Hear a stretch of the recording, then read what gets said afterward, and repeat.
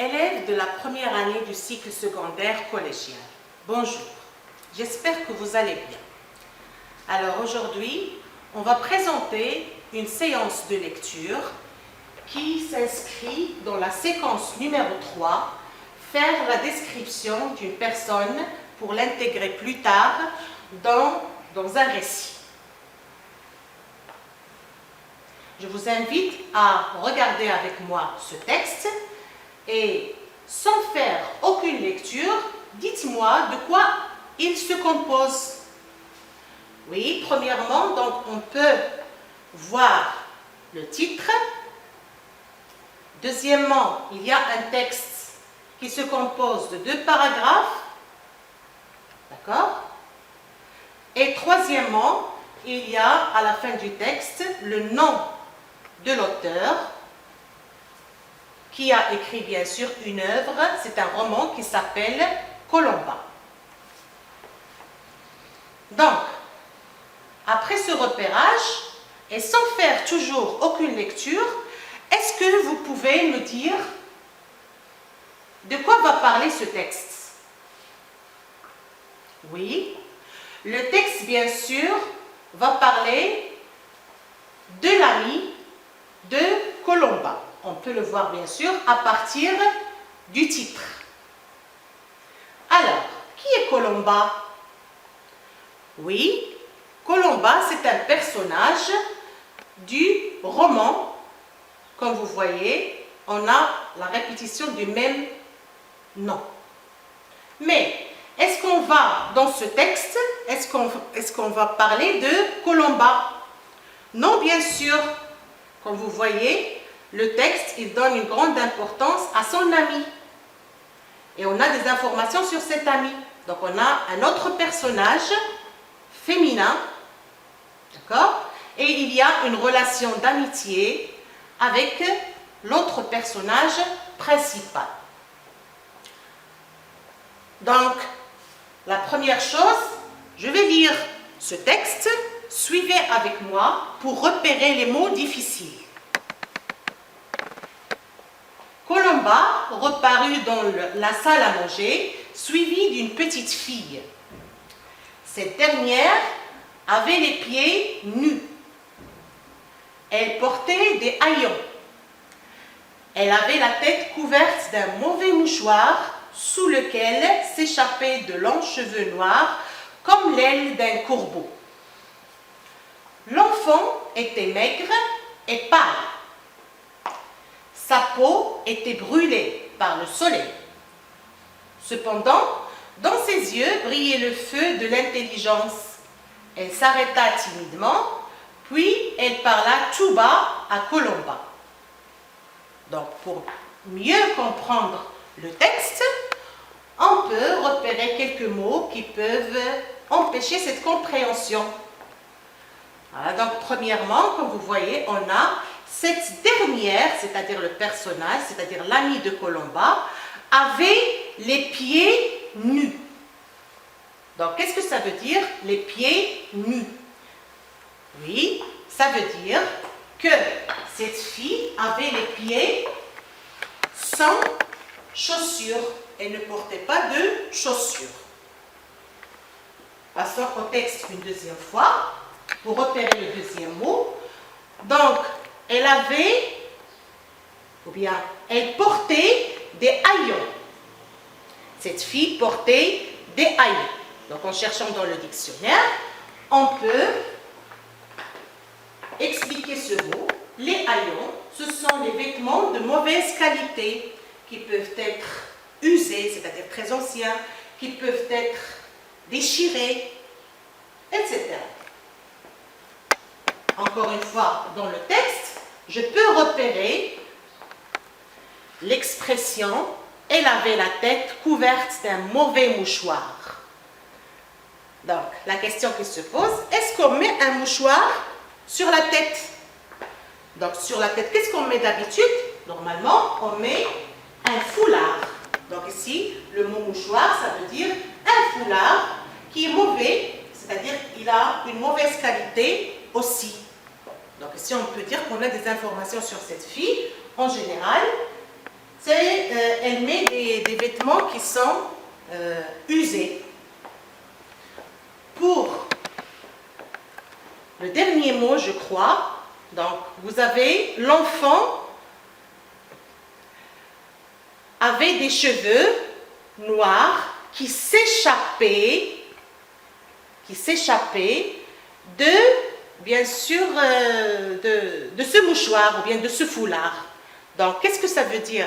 Les cheveux qui s'échappent du foulard, c'est-à-dire les cheveux, ils sortent du foulard. Donc ici, ce sont les mots qui méritent un peu d'explication. Donc, je vais refaire une deuxième lecture, suivez avec moi, et tout de suite, je poserai des questions. Colomba parut dans la salle à manger, suivi d'une petite fille. Donc, ce passage, est-ce qu'il est narratif ou bien descriptif? Bien sûr, il est narratif parce que le narrateur, il raconte un événement. Deuxième phrase, cette dernière avait les pieds nus, elle portait des haillons, elle avait la tête couverte d'un mauvais mouchoir, sous lequel s'échappaient de longs cheveux noirs comme l'aile d'un corbeau. L'enfant était maigre et pâle, sa peau était brûlée par le soleil. Donc jusqu'ici, comme vous voyez, on a des passages qui sont descriptifs.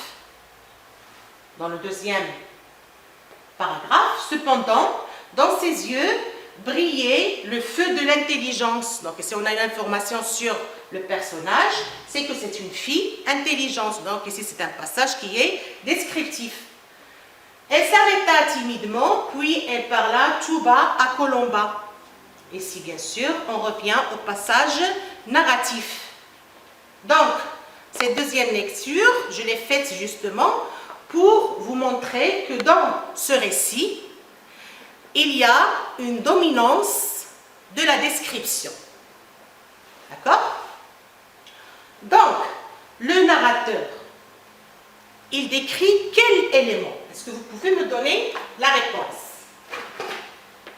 Bien entendu, l'élément décrit ici, c'est la fille. Donc, on va tracer un tableau pour récapituler toutes les informations. L'élément décrit,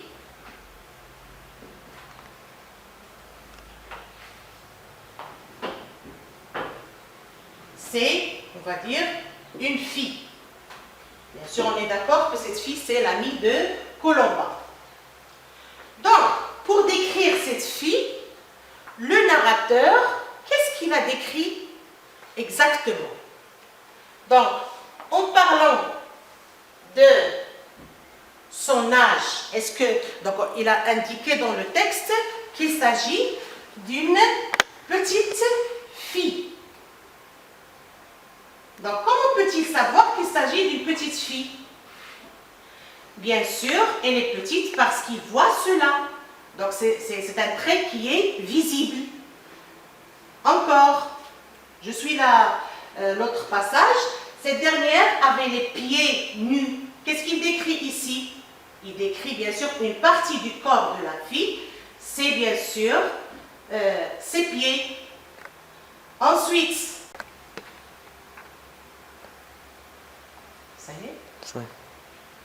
Donc, le narrateur, pour continuer la description de son personnage, il a relevé des caractéristiques, on a dit, qui sont visibles, qu'on peut voir, et j'ai donné des exemples tout à l'heure, qui concernent bien sûr ou bien l'aspect extérieur du personnage, par exemple ici, donc c'est une petite fille,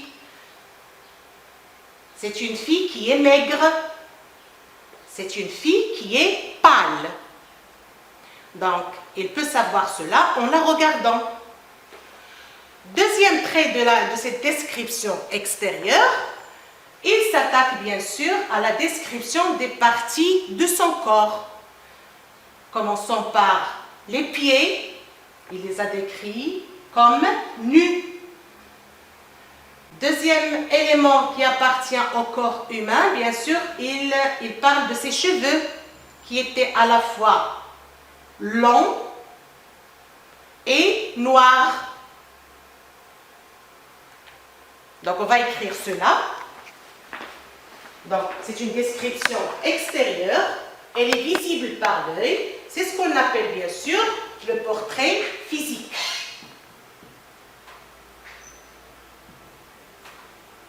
Et pour donner des exemples, comme je l'ai montré tout à l'heure, donc le personnage, c'est une fille qui est petite, qui est maigre et qui est pâle.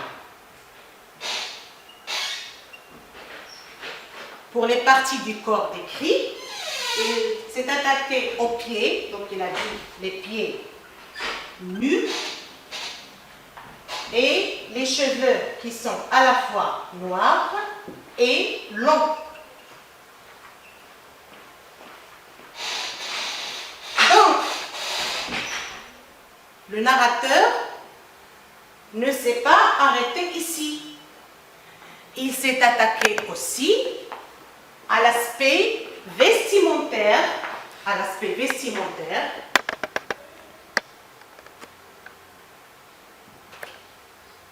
de la fille. Comment? Je vais donner des exemples à partir du texte toujours.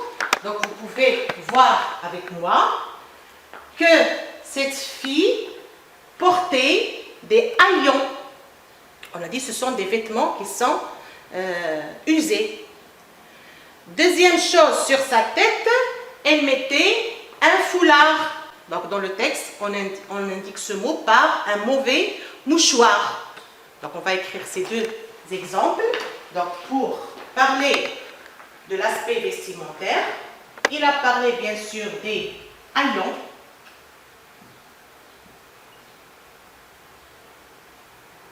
Et il a parlé bien sûr du mouchoir, c'est-à-dire foulard. D'accord? Dans le deuxième paragraphe, comme vous voyez avec moi, dans ses yeux brillait le feu de l'intelligence. Alors, pour savoir qu'il s'agit ici d'une personne intelligente, est-ce que je le vois? Non, bien sûr. Ici, on peut parler d'un caractère. Donc, regardez avec moi sur le tableau, il y a une troisième description qui concerne bien sûr la description du caractère et aussi de la personnalité du personnage. C'est ce qu'on appelle bien sûr un portrait moral parce qu'il est intérieur, ça ne se voit pas avec les yeux. Donc c'est le portrait moral. Comme exemple, bien sûr, on a dit que ce personnage est intelligent. Bien, la fille est intelligente.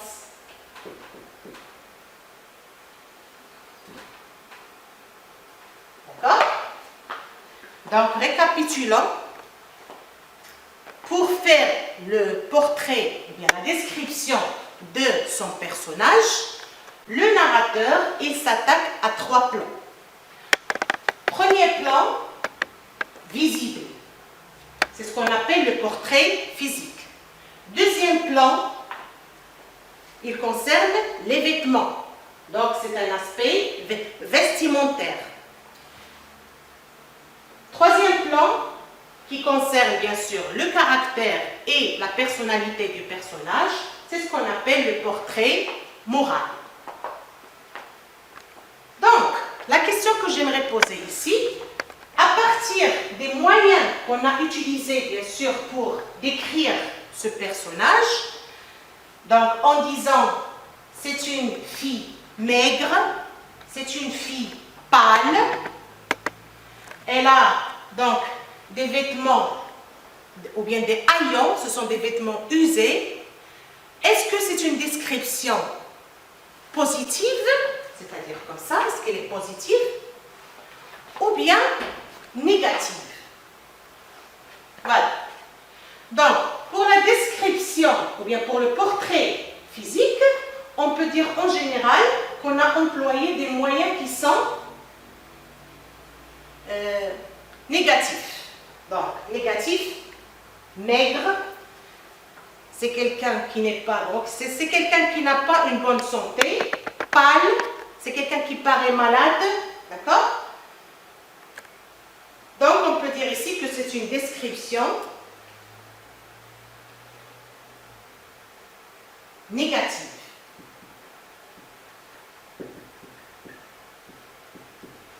D'accord? Pour les vêtements, bien sûr, il paraît que c'est une pauvre fille parce qu'elle met des haillons, elle met un foulard de mauvaise qualité. Donc aussi, ici, c'est une description ou bien une caractérisation négative aussi.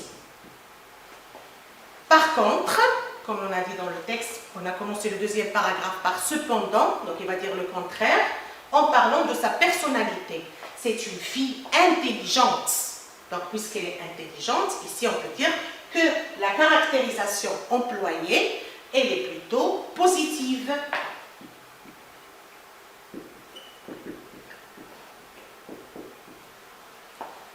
Voilà. Donc, et bien sûr, quels sont les moyens grammaticaux qu'on a employés en général pour faire la description de cette petite fille? On a employé, comme vous voyez ici, petite, maigre, pâle, ce sont des adjectifs.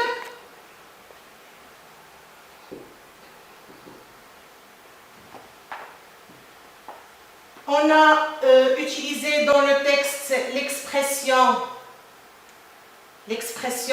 comme les cheveux sortaient de son foulard, comme l'aile d'un corbeau. Donc lorsqu'on utilise ici le mot comme, c'est pour faire une comparaison. Donc je peux faire une comparaison dans ma description. Donc on peut employer aussi des comparaisons, etc. C'est-à-dire dans une leçon ultérieure, vous allez voir les autres moyens qui justement servent à brosser le portrait soit physique, soit moral d'un personnage. Donc, chers élèves, pour vous envoyer un peu plus loin, j'aimerais bien que vous fassiez à votre tour le portrait de quelqu'un que vous connaissez. Essayez de suivre cette stratégie. Écrivez un petit texte où il y a une description physique, description morale et finissez par un aspect vestimentaire.